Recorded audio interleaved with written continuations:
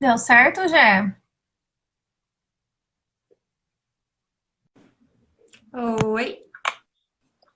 Oi, você falou que é no Oi, você falou que é direct? no direct? Eu vim pelo É, eu computador, vim pelo computador. pelo Você computador tá no não, computador? pelo Computador não, Stories. pelo Stories. Tá dando retorno. Tá dando retorno. Aqui, ó. Peraí.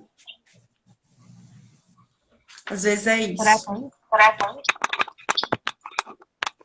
Será que é bom pôr Será que é também? bom pôr também? Tá dando retorno agora? Deixa eu testar. Deixa eu testar.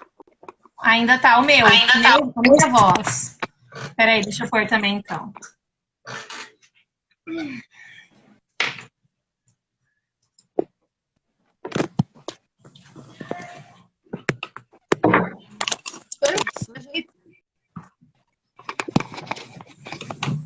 Como que eu ajeito aqui? Calma.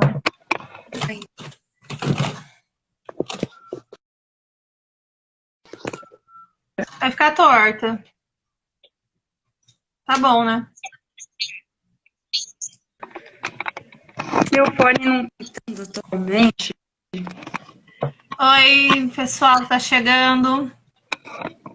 É, eu não sei quem que é o problema, não, mas aqui meu não tá dando retorno mais. Só não sei se vocês estão me Tá, ouvindo. Tá ouvindo? eu tô, eu tô te ouvindo. Ah, então tá. Pessoal, retorno da Jéssica e agora, Breno? Eu tô de fone. Aqui não tá dando retorno. Eu só tô torta. Ah, consegui ficar reta. Então Tá acho que tudo tá tudo certo, a certo. Flávia falou. Tá.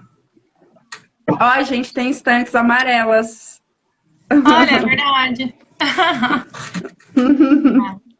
Eu precisava deixar os livros mais pra cima, porque fica aparecendo os remédios, ó. Pessoal Só velho, é deixar. isso mesmo. Exatamente. Deixa eu pôr mais estrelado pra aparecer mais a estante, ó. Melhorou. Aí, pronto, tá ótimo. Eu tô andando até com É, aquelas cartelinhas de remédio, sabe? Que cada dia da semana tem uma cor. Eu ando com isso na bolsa já. ai, porque a pandemia tá deixando a gente assim. Enquanto o pessoal vai Tá. chegando, só pra avisar que a Jéssica tem outra live depois dessa. Você quer falar, Jéssica? Vamos dar o informe. Ah, eu tenho uma live às 9 com a Robionce. A Robionce é a primeira mulher trans advogada de Recife e ela compõe um mandato coletivo juntas. Ela é co-deputada estadual e a gente vai falar sobre mandato coletivo, sobre mulheres na política, entre outras coisas. Então, assim que terminar essa, nesse mesmo perfil, eu vou estar lá.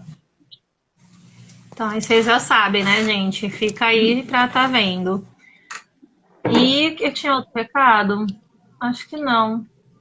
Ah, essa live também faz parte do projeto Quinta Vermelha, né? Que a gente tem toda quinta-feira aqui em Rio Preto.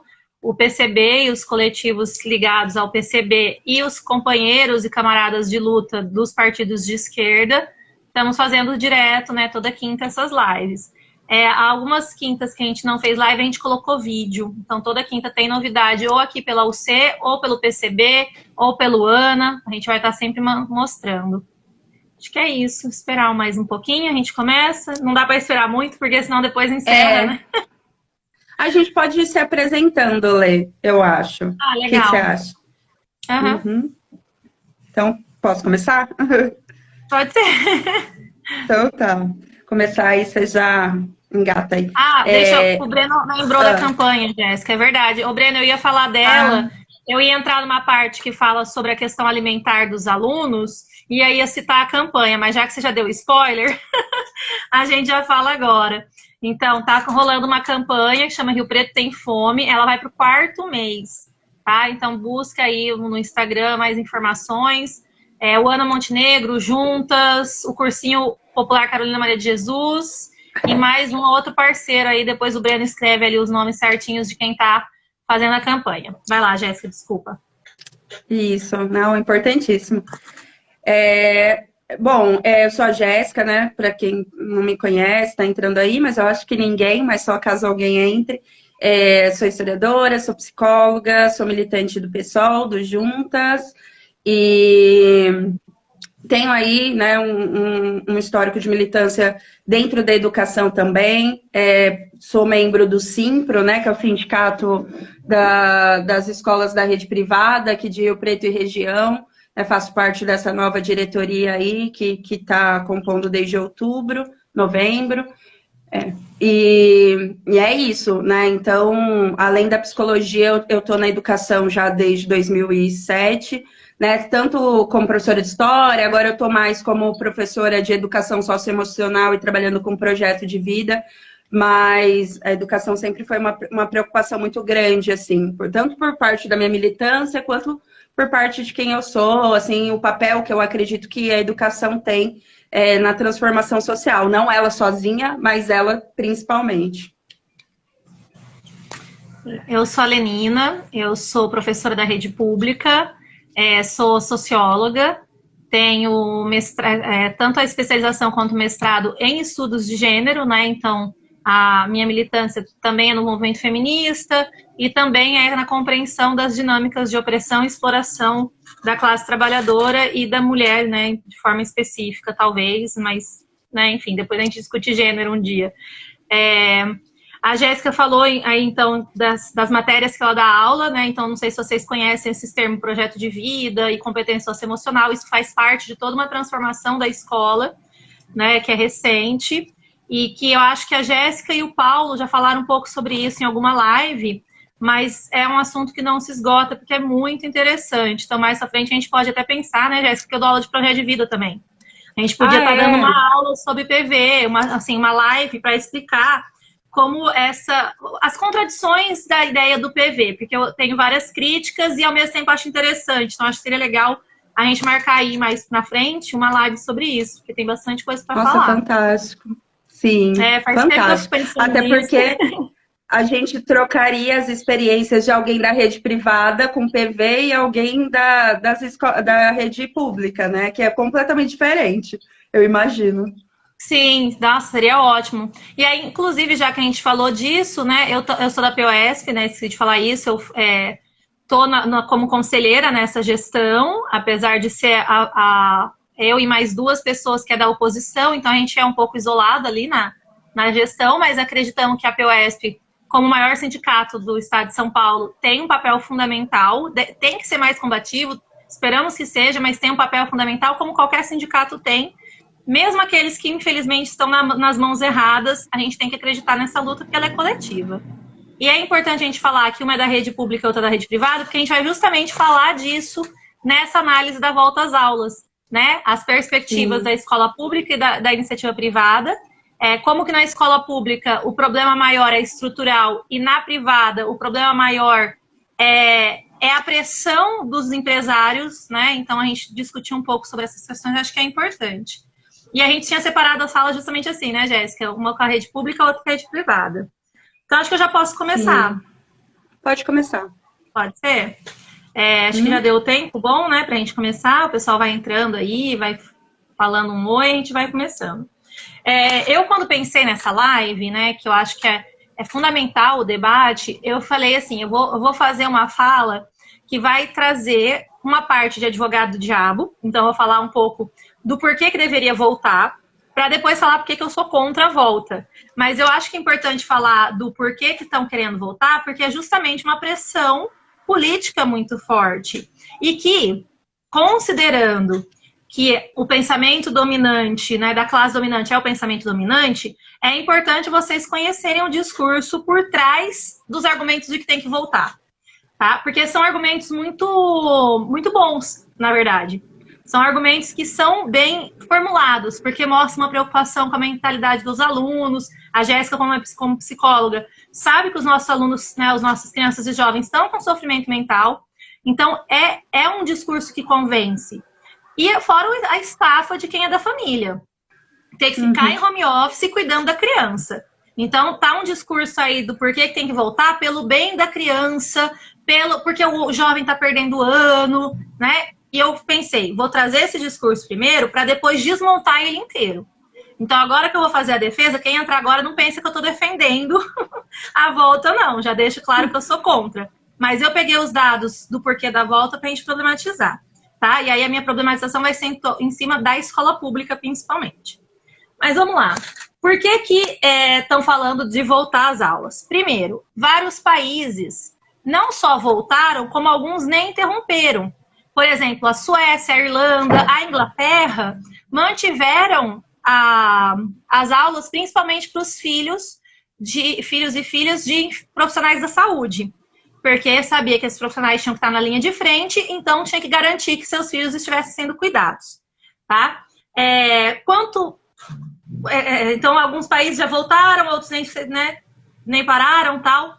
A Irlanda fez um monitoramento de 6 crianças que foram infectadas durante a volta às aulas e que elas tiveram contato com mais de 1.000 pessoas, entre alunos, funcionários e familiares, e ninguém foi infectado. Então, tem-se esse discurso de que as crianças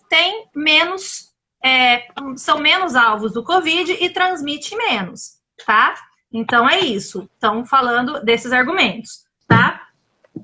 Como que está a saúde mental dos jovens? Como que está a questão da convivência social? E a rotina alimentar? O não ter escola prejudicou a rotina alimentar desses alunos que ficam o dia inteiro em casa. São esses os discursos que estão aí principalmente na mídia. E que são discursos muito bons. Eu fico imaginando quem é funcionário da saúde ter que toda hora sair para trabalhar e não ter com quem deixar o filho. E depois, quando ele retorna, todo o risco, né, de contaminar ou ser contaminado no trabalho tenso. Então, assim, tem mais algumas coisas. Isso pensando no nível mundial. A nível Brasil, além de trazer esses argumentos, porque os governantes adoram falar, tal país voltou e não teve problema, não deu infecção. O governo do estado lançou uma cartilha daqui do estado de São Paulo, falando de quais países voltaram, que deu tudo certo, tal, né? Ele não contou que depois a maioria desvoltou, né? Mas tudo bem. E aí, o argumento no Brasil é principalmente a questão da evasão escolar. Então, tem-se uma preocupação muito grande de quanto maior tempo os alunos ficam fora da escola, maior a chance deles não voltarem mais. Então, tá aí prevendo o Brasil, que já é campeão em evasão, vai ter uma evasão muito maior. Vai ter um nível de evasão que não vai ser controlável, principalmente considerando o desemprego que a gente está tendo, esses jovens estão indo para o mercado de trabalho, né? Considerando que a família não está ganhando muita grana, eles estão indo ajudar a família. Então, a chance de retorno vai ser pequena se eles continuarem muito tempo. E já faz muito tempo que a gente está em pandemia, né? Uma pesquisa que foi feita tá numa reportagem do Brasil de Fato, tá? Foi feita com 33 mil jovens. Fala que 30% deles pensam em abandonar os estudos pós-pandemia. Entre os que trabalham, 4 em cada 10 indicam ter diminuído ou perdido sua renda. Isso significa, então, que eles estão desesperados com a questão financeira. E 5 em cada jovens lidam com a perda de renda de suas famílias. 34% deles estão muito pessimistas em relação ao futuro, tá? Então, a evasão, que já é grande, vai-se aí pensar nela ser maior. Além disso, a estrutura da educação à distância não está conseguindo colocar que os jovens participam, tá? Inclusive, a gente tem uma pesquisa que saiu pela POSP, que 27,3% apenas dos alunos participam do ensino remoto. Então, tá vendo? Precisa voltar porque eles não estão aprendendo, o ano está sendo perdido. Bom, esse é o todo o discurso, né? Onde está aí o desmonte desse discurso? Vamos fazer agora. Primeiro, não dá para comparar o Brasil com os países da Europa. Ponto. Tá? Esses países, eles conseguiram manter um controle maior porque se prepararam para isso. A gente não está com o ministro da Saúde, gente. Sabe? Não dá para fazer essa comparação. Esses países em que não pararam, eles fazem teste nas crianças a cada 2 vezes por dia. Teste, assim, de febre, faz todo um processo de higiene. Onde a gente tem essa estrutura? A gente não tem. A maioria das escolas públicas, elas sequer têm funcionários para isso. Tem escola que falta papel higiênico e sabonete. Você acha que agora vai conseguir ter tudo isso e, além disso, ter álcool em gel, ter termômetro? Como que você vai ter esse controle? Então, acho que as questões que não estão sendo colocadas, que ao contrário dos países que a gente citou, né? O Brasil nunca avançou, primeiro, numa universalização do ensino. O ensino nunca foi universal, por conta de escolas precárias, tá? Por conta da falta do interesse, né? Ele não tem condições de higiene. Quem trabalha numa escola pública, ou conhece a escola pública, sabe como é o banheiro da escola pública, sabe como é as condições de refeição. A maioria dos funcionários são terceirizados, então tipo 2 funcionárias para a escola inteira, o dia inteiro, né? Não tem a mínima comparação, né? Além disso, o que provavelmente vai acontecer, e aí eu acho que eu já até passo a fala, uma parte para a Jéssica, depois que eu encerrar mais 2 pontos, é que provavelmente vai aumentar a parceria público-privada. Por quê? Porque se a gente não tem nada, não tem aí sabonete nas escolas, quem que vai oferecer isso? E aí eu não sei até que ponto eu posso falar que tem a ver, mas eu gosto de ver as coincidências, e eu sempre acho que coincidências devem ser analisadas, né, cientificamente, porque tem mais do que apenas coincidência.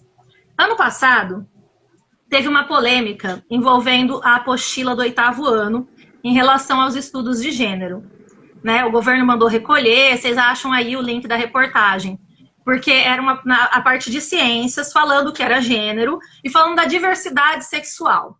O governo falou que não, o governo Dória, que não compactua com ideologia de gênero, que é um absurdo essa apostila, e mandou recolher. Esse ano chegou um comunicado da secretaria para a gente falar de gênero na escola. E aí eu fiquei pensando, o que aconteceu que houve mudança? Aí você vai ver quem são os parceiros que estão na escola. Tá? A gente tem Natura, a gente tem Fundação Lemã, a gente tem Instituto Ayrton Senna. Esses caras são parceiros. A Natura, por exemplo, qual que é o carro-chefe da Natura? Gênero. Você pode ver que toda a propaganda, eu estou muito orgulhosa, fico muito feliz de ver que o Tami está sendo reconhecido como pai, acho super legal. Mas a Natura está lucrando em cima disso de maneira absurda. Então, será que essa parceria público e privada não tem também uma questão? Tudo bem, estamos falando de gênero na escola, eu estou super feliz que está podendo falar, que bom. Né? Escola sem partido deve estar super chateado. Mas será que a escola sem partido sabe que quem está por trás disso não é a esquerda? São os empresários? E, portanto, eles estão ditando o que a gente deve falar? Então, ainda que esteja falando de gênero, qual que é a perspectiva de gênero que está sendo colocada? Entende? Então, gente, vamos lá, né? Tudo é ideológico, né? Pessoalzinho que tá aí, sabe, né? Não preciso repetir isso. Lógico que é ideológico. A educação é um projeto político, portanto, passa pelo âmbito da disputa política, que é a ideologia, né? Não vamos ser inocentes, isso é óbvio. Mas, assim, por mais que eu ache que é interessante que gênero voltou para o debate escolar, e eu não sei até que ponto a Escola Sem Partido deve estar aí querendo retomar seu projeto, quem está por trás desse projeto tem a ver com uma parceria público-privada, não tenho a menor dúvida disso. Porque essas empresas vão querer fazer parte. E eu não tenho a menor dúvida que para o Estado conseguir garantir álcool em gel e sabonete, são essas parcerias que vai possibilitar. Isso significa que mais para frente, essa escola vai ficar cada vez menos acessível para o trabalhador, porque daí para você ir para um voucher da educação não custa nada, tá? Vai ficar menos acessível e vai ficar nas mãos desse pessoal. Onde que é universal se é o privado que está ditando, sabe? Então, eu fiquei bem pensando nessa questão. E aí, só para encerrar a parte, então, da escola pública, o outro argumento que eu acho mais importante de todos, assim, é, primeiro, né? Qual vai ser a vantagem de voltar se vai ter que ter distanciamento social do mesmo jeito? Se você não vai poder abraçar teus amigos. Porque se o argumento está sendo prejudicial para a saúde mental dos nossos jovens, ficar longe da escola, qual vai ser a vantagem você voltar para a escola com medo constante do seu amigo? Com medo de voltar para tua casa e contaminar teus parentes? Qual que é a vantagem nessa questão subjetiva mesmo, na questão do sujeito? E aí a Jéssica, que é psicóloga, pode falar também disso, né? Qual é a vantagem de estar de volta sem você estar efetivamente de volta? A escola vai virar um lugar de paranoia, um lugar de medo. Você vai ter que ficar toda hora lavando a mão porque você relou no teu amigo, sabe? Você não vai poder fazer trabalho junto. Você não vai poder passar o intervalo com ele, sentar na mesa com ele para comer. Onde que isso vai melhorar a nossa saúde mental? Não tem o menor sentido o argumento de falar que tem a ver com saúde mental. A molecada não estaria tão ruim de saúde mental se ela tivesse garantia de que os pais não estão desempregados. Não precisa voltar na escola para isso. É só você ter um mínimo de direito público, né? E aí, encerrando, né, que o Estado fala que vai ser voltado por etapas. Então, ele fala que primeiro volta 35% dos alunos. Então tá, Estado, me responda. Qual vai ser o critério? Quem vão ser esses 35%? O que vai acontecer com os outros 65%? E a gente, professor? Eu vou ter que dar aula para os 35% na sala de aula e eu vou ter que dar aula para esses outros 65% de forma remota? Isso não foi explicado. Isso não está em nenhum documento. Como que fica isso? Qual é esses critérios? Como vai ser esse trabalho? E os professores também não vão voltar 100%, porque a sala dos professores não cabe a todo mundo. Já viu o tamanho de uma sala de professor? Não cabe. Então, e aí? Como fica? Né? A gente tem que pensar nisso daí. Coloca-se questões como se fossem fáceis e óbvias, e uma coisa que elas não são, é isso. Já é com você, meu bem. Nossa, é isso mesmo, Lê. Vários pontos, assim, nem anotei para não ficar olhando aqui, mas só para eu não perder, né? Quando você, começando pelo final, né? Quando você fala aí dessa parceria público-privada, queria acrescentar duas coisas. Na verdade, é só reforçar, porque você falou, né? Essa parceria público-privada, gente, o que seria, né? Uma parceria entre as escolas públicas com as escolas privadas, ou, mais especificamente, aqueles donos, né, do monopólio educacional no Brasil, ou internacionalmente, que a gente também tem essa influência de maneira internacional. Essas parcerias se dão dessa forma, né, das empresas que ganham dinheiro com a educação, investindo nas escolas públicas, né, com interesses específicos, mas também se dão muito ao encontro do que aconteceu hoje em São Paulo. Ontem teve uma manifestação grande, né, por conta da PL 4, tem um número aí, 462, eu acho que né, que foi votada hoje, aprovada por 32 ou 38 vereadores, alguma coisa assim, de volta às aulas da rede municipal de São Paulo, mas também, né, olha o que fica atrás, que muitas pessoas às vezes só, volta às aulas, mas também que há um investimento, né, do poder público nas escolas, nas creches privadas da cidade. Então, ao invés de se criar mais creches, né, caso volte às aulas, se criar mais estruturas para que os filhos e filhas dos trabalhadores possam ter acesso a essa educação gratuita, o poder público, o dinheiro nosso, né, vai ser investido nessas empresas educacionais. Eu gosto muito de falar em empresas educacionais porque a educação se transformou em mercadoria há muito tempo. Isso faz parte de um projeto neoliberal de educação. Não é à toa que essas parcerias público-privadas estão se consolidando muito forte agora, durante a pandemia. Não é assim, nossa, o Covas pensou que uma solução para a pandemia seria a parceria público-privada. Não, gente, há todo um projeto aí já sendo construído, até por essas empresas que a Lenina citou aqui, né? Que estão por trás, que estão lucrando muito com a desgraça e com o ensino de má qualidade dos nossos trabalhadores e trabalhadoras há muito tempo. Claro que agora, no momento de caos político, econômico, social e sanitário, né, eles se aproveitam disso para acelerar esse projeto. Então, que isso fique muito claro, porque não tem ponto sem nó, né? E aí foi isso que a Lenina citou aqui e que é importante que a gente fique atento. E aí, então, a Lenina usou alguns discursos que a galera tem usado para defender essa volta às aulas, porque é preciso convencimento, né? Esse convencimento, ele tem que vir de maneira superficial, ele tem que vir de maneira que eu convença corações e mentes, mas muito mais corações. Ele tem que vir de maneira que eu te toque nas suas dificuldades e que eu mostre que essa é a única alternativa. É muito o que o governo fez lá atrás para a volta dos trabalhadores durante a pandemia. Você só tem duas alternativas. Ou você come, você trabalha e come, ou você fica em casa e você não vai ter como sobreviver. Como se só existissem essas duas alternativas. E agora, para a proposta e para incentivar que a galera defenda, né, essa volta às aulas, esses discursos estão acontecendo assim de maneira a sensibilizar mesmo, a provocar esse convencimento. Nas escolas privadas, eu tenho algumas coisas para dizer. Eu acho que a primeira coisa tem muito a ver, é muito parecido com o que tem acontecido com a educação de maneira geral, não só nas privadas. Os professores não estão sendo chamados a conversar em momento algum.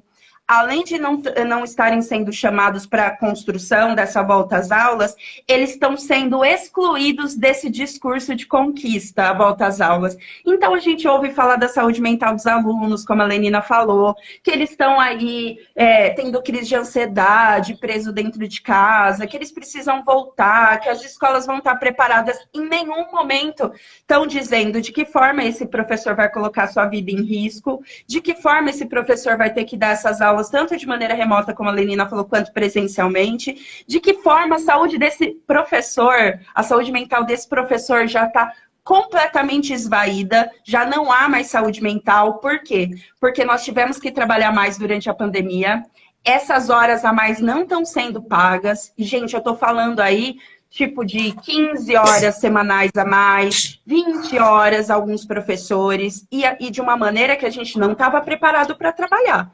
De maneira remota, de maneira a não ter pausa, porque aluno, pai acessando a gente a todo momento, escola demandando a gente a todo momento, a gente não teve férias, as férias que a gente teve foi para ficar em casa com medo de morrer, ou dos seus parentes serem mortos por conta do corona, ou preocupado se vai ter comida para comer no próximo mês, porque os nossos salários estão sendo cortados e as nossas cargas horárias, entre aspas, reduzidas, né, por conta do decreto do Bolsonaro e tal, que permitiu os empresários fazerem isso, inclusive empresários da educação.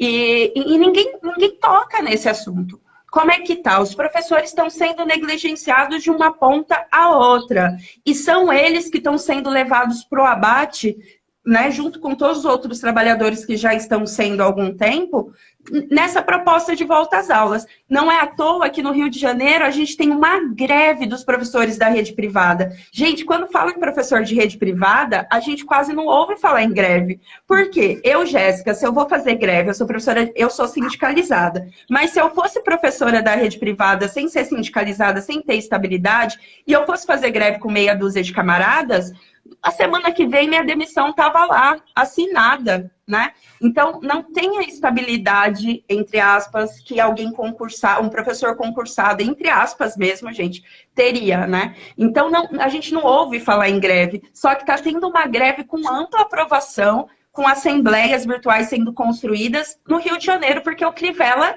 está compactuado com os empresários da educação e não abre mão, né? Agora essa onda vem aqui para São Paulo. Algumas cidades de São Paulo, principalmente da ABC, já decidiram que não vão voltar esse ano, né? O Covas disse que essa é uma decisão precipitada, porque a pandemia pode acabar daqui a um mês. Como assim você anuncia que não vai ter aula? Né? Então, estão criticando essas medidas, e o que a gente está vendo é uma cisão, não tem um projeto único de volta às aulas. As escolas privadas estão pressionando, muito provavelmente voltam antes, e mais uma vez a gente está colaborando para as discrepâncias e desigualdades sociais e de acesso ao conhecimento entre alunos de escola privada e alunos de escola pública. Enem vai ter, adiou um pouco, mas vai ter. Vestibular vai ter. Volta às escolas privadas, né, que a galera já tem acesso a um conhecimento de qualidade, né, entre aspas, eles voltam, continuam tendo aula. A galera da escola pública, mal acesso à internet tem. Então, né, de que forma tudo isso está sendo divulgado ou está sendo escondido para que a gente se convença a partir dos nossos ânimos exaltados, não aguento mais quarentena, tem que voltar. Se o presidente falou que tem que voltar, se os governadores estão falando que tem que voltar, se em Rio Preto a gente está sem leito e nem da fase vermelha a gente chega. Tipo, por que eu não posso voltar? Por que eu não posso beber a cerveja de fim de semana se todas as instâncias estão voltando? Então, é muito esse discurso, né? Se a economia voltou, por que a escola não vai voltar? Né? Os trabalhadores precisam deixar os filhos. E eles só vão deixar os filhos, só vão conseguir trabalhar com pais, entre aspas, se eles tiverem a escola para deixar os filhos. Então, esses argumentos são muito perigosos. A gente tem visto trabalhadores e trabalhadoras defendendo. Isso não é anormal, é uma coisa que sempre acontece, né? Esse convencimento, não é à toa que a gente tem aí um presidente, um desgoverno como o Bolsonaro, né? Eleito pela maioria da população. Então, a gente, ao invés de atacar, a gente precisa entender o discurso que está por trás para ser muito esperto e poder desconstruir isso junto com os nossos companheiros e companheiras. Lê, eu acho que é isso inicialmente. Aí, inclusive, Jéssica, disso que você está falando, mas já tá tudo voltando, da culpa dos professores, né? Que eu acho que é um ponto muito importante, porque a gente fala muito da saúde mental dos alunos, dos familiares, e a gente tem que ter muita solidariedade a eles. Eu fiz uma pesquisa com meus alunos de PV, como eles estão nessa quarentena, e teve, assim, né, esses relatos de que tá muito difícil, perdeu o ânimo, não tá gostando de estudar e tal, mas a gente esquece de ver os professores, que foram obrigados a aprender a mexer em tecnologia do nada. E, no caso da rede pública, o Centro de Mídias de São Paulo, que pareceu uma coisa incrivelmente bem feita do nada, como se o governo realmente tivesse feito do nada, tem já uma reportagem do Intercept Brasil, mas não precisava nem ser do Intercept, tá? Tá no site do governo. Esse Centro de Mídias do Estado de São Paulo, ele foi adquirido de forma gratuita pela IPTV. A IPTV é a TV, é um aplicativo, cria aplicativos, né? É responsável por criar aplicativos e criou o aplicativo da TV Bolsonaro. Ela que está por trás de todos os aplicativos da família Bolsonaro, sabe? Então, esse centro de mídias, em alguns estados, no estado de São Paulo isso não aconteceu, mas ele não está só no estado de São Paulo, tá? Ele está em vários. Em alguns estados, principalmente na região norte, quando você baixa o aplicativo de centro de mídias, vem junto a TV Bolsonaro, tá? E, além disso, vem toda essa política, que não é só também do centro de mídias, né? Toda vez que você vai baixar o aplicativo, tem lá se você concorda com o termo. E é super democrático, né? Porque se você não concordar, simplesmente você não tem acesso. Então, você é obrigado a concordar. Nos casos do centro de mídias, os dados nossos, e eu já desinstalei o meu, inclusive, tá? Agora eu só assisto as aulas pelo YouTube, porque achei super violento. Os nossos dados ficam disponíveis para o governo estar também fazendo propaganda. Então, não sei se isso vai ser usado futuramente na campanha ou não, mas é uma falta de respeito, a gente se quer saber disso. Porque no site do governo só fala parceria com a IPTV. Aí você tem que pesquisar. E aí o Intercept Brasil fez essa pesquisa e mostrou quem está por trás da IPTV. E é um absurdo a gente ter tido acesso a isso do nada. Por mais que tenha sido interessante a forma como o Centro de Mídias tem dado as aulas para os alunos, o foco das aulas são complicados, tá? Você tem muito conteúdo para só 45 minutos, o que fica superficial, e você tem nessas disciplinas de PV e eletivas só de empreendedorismo, tá? Em PV, fica o tempo todo falando de como você tem que atingir meta. As eletivas, a eletiva é uma matéria nova, que entrou na rede pública esse ano, é eletiva, projeto de vida e tecnologia. Itinerário. Isso foi tudo uma parceria já privada, e é um programa chamado Inova Educação. É aquela coisa, né, gente? Vai salvar a educação, porque toda vez é uma fórmula mágica para salvar a educação. A gente que é professor nunca sabe essa fórmula mágica, só os governantes não tem nada a ver com a educação, acho lindo. Então veio o Inova com essas 3 coisas. Quem já é da escola de tempo integral, que é meu caso, eu dou aula na escola de tempo integral, isso já tinha, mas isso foi introduzido na grade curricular esse ano. E as eletivas têm coisas muito interessantes, porque o professor pode propor uma eletiva, ou seja, o aluno elege aquela matéria. Todas as eletivas trabalhadas no Centro de Mídia têm a ver com empreendedorismo, fora uma que eu vi que era sobre agronegócio. Então, quem está por trás disso, quais são os interesses políticos, entende? É super grave isso, é bizarro. E a saúde mental dos professores está ficando esgotada, porque obrigou a gente a mexer com tecnologia sem nem ter noção de como faz. A gente tem que acessar o Google Sala de Aula. Fora a parceria que o governo fechou com a Google, tá? Uma parceria absurda. Porque a gente tem agora acesso ao Google Sala de Aula, que é o Classroom Suite. Então tem acesso a uma série de plataformas. O Google Meet, que é para você fazer as chamadas. Enfim, tudo isso pago do dinheiro do governo, numa parceria com o governo, tá? Então a gente tem que saber como está sendo esses gastos, que é dinheiro público. Além disso, esse ano entrou o desconto a mais da reforma da Previdência para os servidores. Então, ao invés de 11%, a gente está tendo 14% de desconto no nosso salário. Isso significa também que está reduzindo nossas condições também de manter a vida que a gente tinha, né? 14% é um desconto muito grande, tá? E esse dinheiro não fica parado, tá, gente? É para nossa aposentadoria, não sei o que, não. Dinheiro que é descontado da gente é capital especulativo, ele tá rodando, ele tá sendo investido, tá? Não tá ficando parado pra gente. Fica parado. Ele tá ali, é assim que o capitalismo quer funcionar. Então, essa coisa da saúde mental do trabalhador, que é uma coisa pouco falada, acho que a gente tem que pensar nisso, porque tá bem difícil manter essa rotina, muito difícil. Você tem que ficar... E assim, qual que é o grande problema do home office, né? Porque a gente tem que falar do home office nesse caso. Se você trabalha em casa, todo horário vira horário de trabalho. Você recebe mensagem de aluno, de familiares, da coordenação, da gestão, às 7 da manhã quando você acorda, mas pode ser às 7 da manhã no domingo, pode ser meia-noite no final de semana. Por quê? Porque às vezes é o horário que aquele aluno conseguiu, às vezes é o horário que a família conseguiu mandar entrar. Enfim, você tem que estar disponível 24 horas por dia. Esse é um problema muito grande e a gente que está como professor está sendo desvastado. Fora a agonia, a angústia, a tristeza que dá você preparar essas aulas para menos da metade da sala conseguir realmente fazer e ter acesso. E mesmo esses que estão fazendo e tendo acesso, você não consegue nem medir se eles estão aprendendo. Tá? Além disso, eu ainda acredito, e foi aprovado esse ano ainda, a reforma do ensino médio. Isso ainda vai ser feito como um laboratório para deixar uma parte do ensino médio EAD.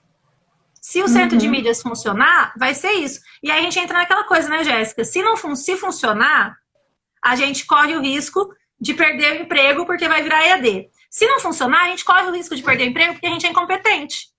Porque a culpa é nossa que nossos alunos não aprendem. Ou seja, não tem escapatória para quem é profissional.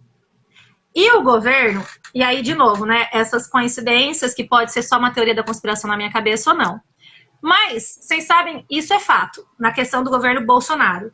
Ele tem uma estratégia que é soltar uma informação para a mídia solta, ele analisa se aquela informação foi bem aceita ou não, e dependendo da situação ele vai lá e desmente. E aí ataca a mídia. Essa estratégia é uma estratégia do Bannon, né, que foi o responsável pela eleição do Trump, e ela tem como intenção... E do Bolsonaro. E responsável pela eleição do Bolsonaro, e ela tem como intenção simplesmente fazer com que a gente, não que a gente vai acreditar na mentira dita, tem gente que acredita mesmo, tem gente que realmente acreditou na mamadeira de piroca, mas não é essa questão se a gente acredita ou não na mentira, a questão é a gente duvidar da verdade, e aí nada mais se torna real. Tá? E aí você passa, então, a acreditar só naquilo que diretamente o presidente disse. O Dória, por mais que ele queira se apartar do Bolsonaro e dizer que ele não tem nada a ver, ele é o Bolsodória, tá? Não adianta. Ele pode querer negar, mas a gente sabe disso. Eu acho que ele está usando uma estratégia parecida, mas, de novo, quem sou eu para acusar, pode ser só uma coincidência. Hoje, na TV Tem, saiu uma denúncia de uma escola que fez um documento com o timbre do governo do estado, em que os pais se responsabilizariam por estar mandando os filhos de volta. Não sei se todo mundo viu essa reportagem, tá?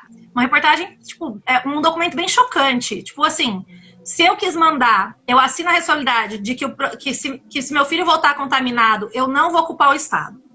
O estado imediatamente foi lá e disse que não, foi ele que mandou, que foi a iniciativa da escola. Vamos na teoria da conspiração, né? Eu ainda acho que é a estratégia bolsonarista. Ele jogou para ver a reação, né? É que tem coisas que as pessoas deveriam saber que já é ruim, não precisa esperar a reação, né? Que já é uma bosta, mas enfim.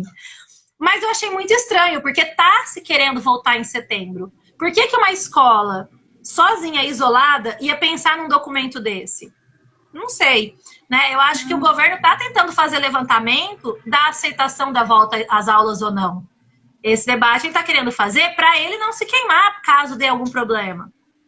Porque como ele tem sido bem, o Dória no geral está sendo muito mal visto por conta da pressão dos empresários e tudo mais. Mas na educação, tem tido alguns elogios em relação a como ele foi rápido para fazer o centro de mídias, como ele foi rápido para dar suporte para os professores e tudo mais. Então, acho que ele não quer se queimar, já que finalmente na educação ele conseguiu despertar alguma coisa. Ser eficiente não te torna bom, tá? Dar resposta rápido não torna essas respostas corretas. Mas fica aí a dica, né? Tá todo mundo achando que tá ótimo, a gente só observa. Mas eu acho que é isso, Jéssica, que eu fiquei pensando também nessas questões da saúde nossa, né, enquanto profissional, porque isso é muito pouco falado. E acho que a crise de ansiedade que os nossos jovens estão tendo, os professores com certeza devem estar tendo, se não mais, né? Não tem jeito. Tanto que a gente fez uma pesquisa, eu nem vou soltar os dados, porque a galera do Simpro vai fazer uma live falando sobre os resultados, mas a gente fez uma pesquisa, né? Eu participei da formulação do formulário, perguntando, entre outras coisas, da questão da saúde mental. E assim, Lê, é terrível.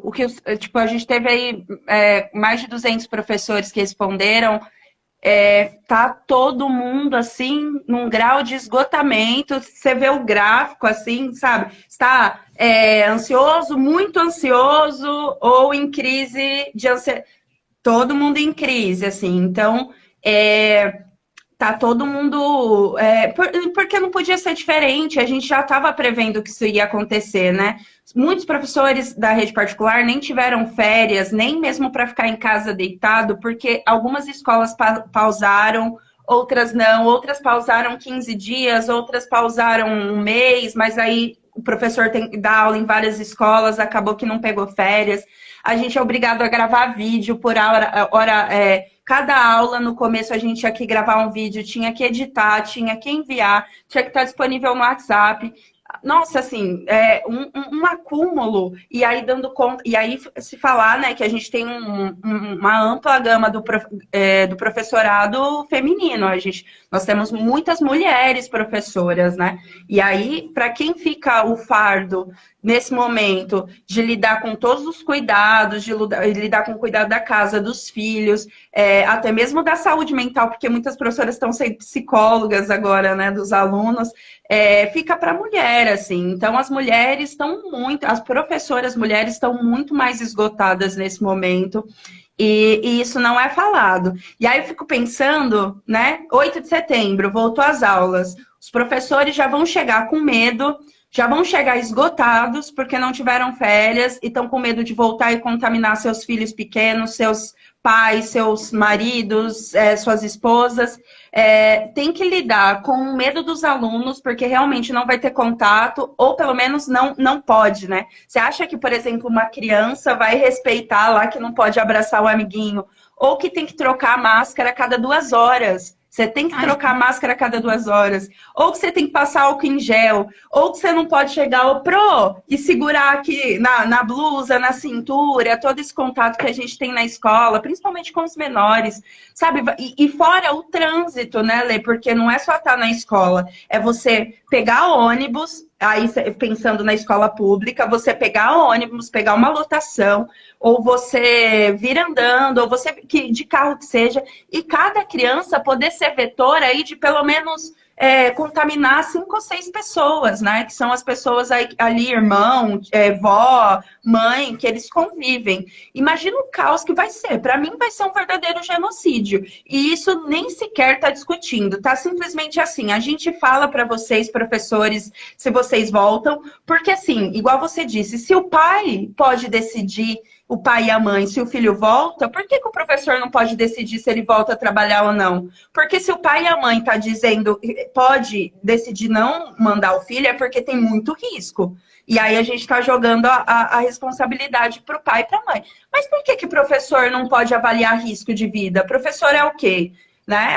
É um escravo que não tem direito à própria existência, que tem professor, e aí eu digo trabalhador e trabalhadoras, assim, de maneira geral, que não tiveram essa opção de decidir. Então, só se o pensamento de formular esse documento, e há mesmo, em alguns estados, isso já foi discutido, inclusive. A volta às aulas, ela é optativa, os pais escolhem, mas caso os pais mandem os filhos, eles têm que assinar um termo. Se há necessidade disso, de isentar o Estado de qualquer responsabilidade, se o pai pode decidir, é porque tem muito risco. Né? E esse risco, ele não é discutido, ele é assumido de maneira, na verdade, ele é escondido de maneira a não assumir, que as pessoas não pensem sobre isso, porque os motivos da volta é muito mais importante, né, na cabeça dos nossos governantes e dos nossos empresários do que qualquer outra coisa. E essa questão do afeto é o que mais me deixou, assim, pensativa. Não acho que tem vantagem você voltar se você não vai poder ter afeto, porque não vai. O teu colega é um potencial transmissor de um vírus. Você não vai ter confiança nele. E aí, na escola pública, eu fico pensando como vai ser possível uma logística de intervalo separado, porque falou que teria que ter intervalo separado. Como que você vai providenciar um intervalo para o 6º ano, depois um intervalo para o 7º, intervalo para o 8º? Impossível você providenciar isso. Impossível. Porque as merendeiras são terceirizadas e elas são poucas para fazer essa condição. Elas teriam que ter condições de lavar, de fazer comida, e nananã. Enfim, absurdo. Se a gente não consegue controlar surto de piolho, não vai controlar isso. Não adianta. Tá? E aí, Jéssica, eu queria que você comentasse rapidamente, que é um dado que eu lembrei, que o professor da particular deve estar numa situação pior, como você disse, por conta da questão da estabilidade. Porque, voltando ou não, vai ter uma evasão na escola pública, fato. Mas a quantidade de alunos que estão saindo da particular para a pública, aqui uma reportagem que eu vi, a rede estadual chegou a ter um aumento de 500% de matrículas esse ano. Porque os pais pensam assim... Bom, se meu filho não está tendo aula, como se, né, a gente já sabe que a aula remota realmente é ruim, que a EAD não funciona. Mas coitado, o professor fica lá gravando 3 horas de vídeo e editando 20 e o pai acha que ele não está dando aula, né? Porque não consegue entender como é difícil gravar uma aula e editar um vídeo. Já que meu filho não está tendo aula, vou matricular ele na escola pública que aí eu paro de pagar. E ele não entende que 70% do salário, do pagamento da mensalidade é para professor. Tá? Manutenção do espaço é o que menos gasta, o que mais gasta é o salário dos profissionais. Ele parando, falando assim, vou pôr ele na escola pública agora, e depois que a pandemia passar, eu volto ele para a minha escola, ele não está entendendo que aquela escola pode sumir. Aquela escola vai deixar de existir. A quantidade de escola infantil que já faliu é muito grande. Só que em Rio Preto já teve escolas que faliram. Não lembro se foram 2 ou 3 que umas amigas minhas falaram. Talvez o Simples até faça esse levantamento, seria interessante. As escolas infantis estão falindo. As de fundamental e médio não vai ser diferente. Então, quem está tirando o filho? Porque, tudo bem, gente, é difícil mesmo. Você não está ganhando salário, você está sem trabalhar. Então, como você vai gastar com escola? Mas não pense que essa escola vai voltar. Porque pode ser que ela não volte. Tá? Pode ser que acabou. As grandes escolas, né? Tipo, tem escola lá em São Paulo que custa 10 mil a mensalidade. Essa daí não corre risco. Mesmo se correr qualquer risco, o empresário por trás dela não tem problema nenhum. Agora, o pequeno empresário que teve o sonho de abrir uma escola, tá desesperado. Tá desesperado. Porque a gente generaliza a figura do empresário e esquece quem de fato é empresário, porque a gente caiu nesse discurso empreendedor, né? Então a gente acha que, eu tenho uma padaria, eu sou o empresário empreendedor. Não, meu filho, você é trabalhador. E tem muitas pessoas que têm escola que é essa situação, é o empreendedor, pequeno empresário, que depende daquela escola. E se está saindo aluno dessa, e quem mais sai são os alunos dessa escola, não são os alunos da escola de rico. Porque rico consegue manter a mensalidade, rico consegue. Essas escolas, como que tá isso, Jéssica? Você sabe? Tá feia a situação, não tá? Sim, eu não tenho um panorama geral, assim, mas o que chega pro Simpro, né, é muito denúncia. E aí, quando você vai atrás dessas denúncias, você vai vendo que tem uma relação com isso. Principalmente as pequenas escolas, elas estão aí sobrevivendo de empréstimo, já, né? Fizeram empréstimo em banco, porque ou tá tendo inadimplência, porque, enfim, pais perderam o emprego, ou porque não querem pagar mesmo nesse momento, porque acho que não tá, os professores não estão se esforçando o suficiente.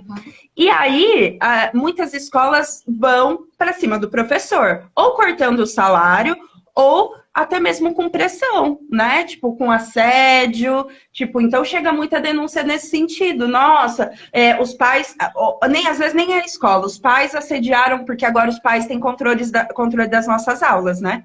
Eles entram nas nossas aulas quando eles querem. Chegou um absurdo de uma mãe interromper a aula e falar que o professor não estava falando era errado, no meio da sala toda, assistindo a aula virtualmente. Então, eles se sentem os donos. E aí, os professores, os pais assediam os professores, né, divulgando em redes sociais aulas, ou então metendo pau em professor em grupo de pais.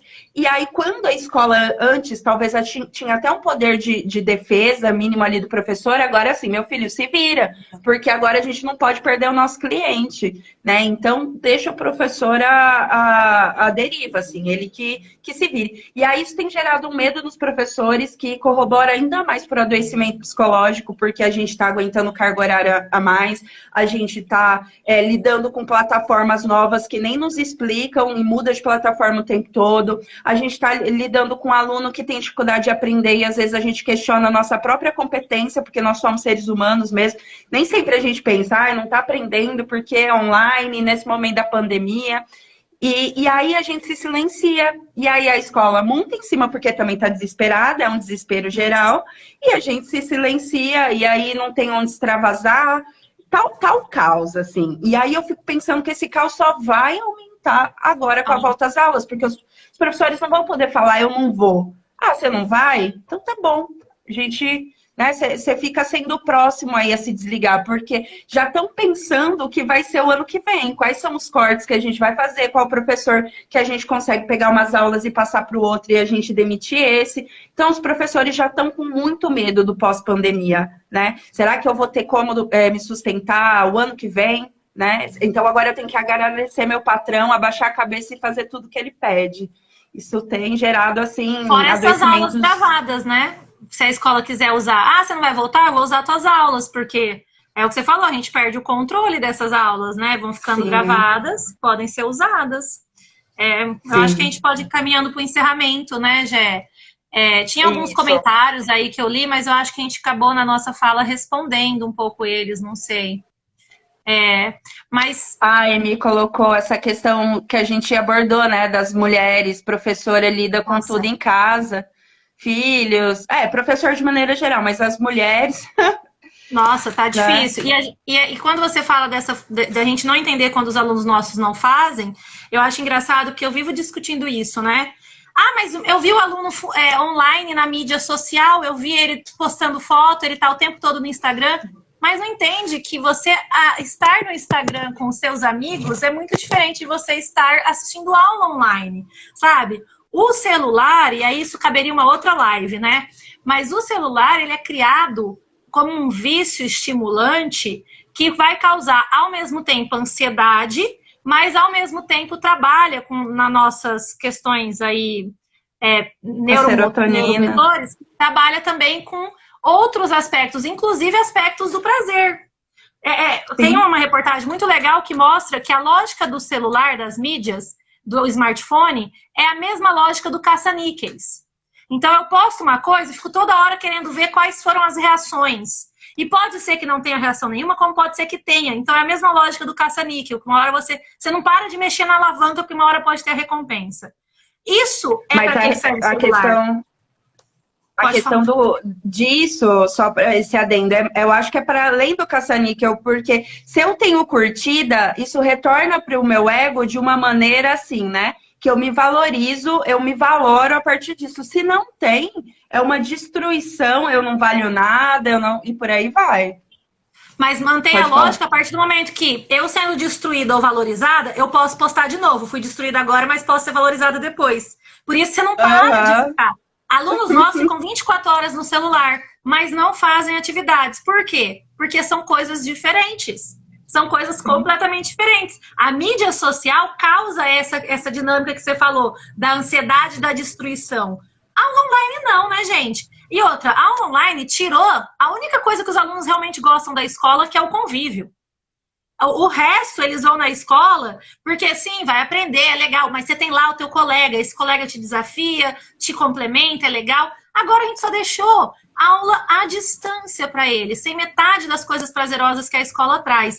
Não que a escola tem que ser prazer, não é isso. Mas a gente está querendo que ele tenha concentração por meio de um mecanismo que não dá concentração, que é o celular, tá?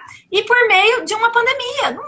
Não vai fazer. Isso. Eu gostaria que os professores e professoras tivessem ouvido a gente assim, não fica frustrado, o teu aluno não vai aprender, porque, sinceramente, poucas pessoas aprendem com EAD.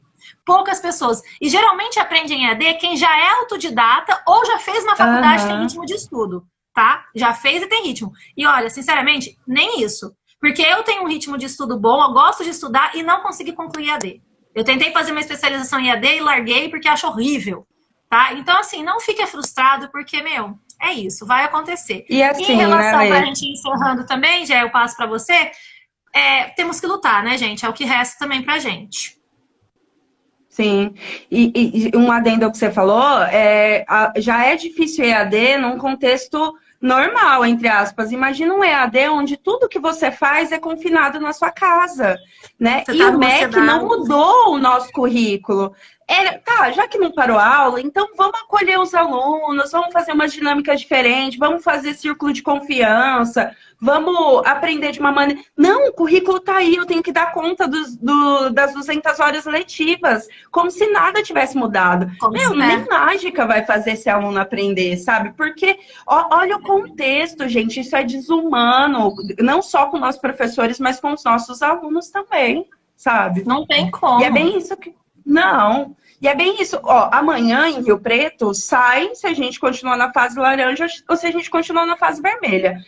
O Dória, com esse Bolsodória que nunca sai dele, ele fica oscilando aí que nem o Bolsonaro em relação às medidas para que as aulas voltem. Então, antes era 60% dos leitos ocupados só, tinha que estar não sei quantos dias na fase amarela, agora são só 15 dias na fase amarela, e aí 75% dos leitos, então vai mudando. A gente fica se perguntando, essa lógica dessa mudança se dá por quê? Né? Óbvio, se dá por esses interesses econômicos em que as vidas valem muito pouco. Amanhã a gente tem a notícia, a gente está nessa incerteza, não sabe quando as aulas voltam, isso está provocando muita ansiedade nos professores que não vão ter, a não ser que façam greve, e eu espero muito que façam greve, tanto a nível estadual, municipal, quanto particular, a gente vai ser mandado para o abate. Então, ou a gente se une agora para preservar as nossas vidas, que é só essa que a gente tem, ou esquece, né? Esquece qualquer outra coisa. Perda de direito, vida em risco, pandemia que não termina nunca mais. Então, são pontas, né? Se a gente não lutar pelo lockdown, as coisas vão parecer que estão ficando normais, que tá tudo bem, né? Aí a pessoa pode voltar às aulas, a pessoa pode sair na balada, a pessoa pode fazer isso. Então, é todo um conjunto de medidas que a gente tem que lutar junto com um posicionamento firme de que nós não vamos voltar às aulas dessa forma. Inclusive os estudantes, né? Não só os professores e os docentes, mas os estudantes também lutarem. Por mais difícil que seja, por mais frustrante, não dá para voltar. É isso, a gente não pode aceitar a volta às aulas. O que a gente tem que aceitar e lutar é um governo que faça algo. Né? A gente tem que aceitar a ideia de que estamos numa pandemia e que isso só vai resolver por meio de pesquisa, por meio de incentivos ao trabalhador, à trabalhadora, por meio de políticas públicas. Não tem outra forma. Né? Acho que é isso, né, Gé? Obrigada aí pela parceria. Eu não sei como encerra. Eu aperto encerrar? Deve ser, né? Acho que aparece só para você. Então, tchau, Lê, estou à disposição. Um beijo. Até boa mais. Live, gente. Já fica atenta aí no perfil da Jéssica, que daqui a pouco tem outra. Até, gente. Tchau, tchau.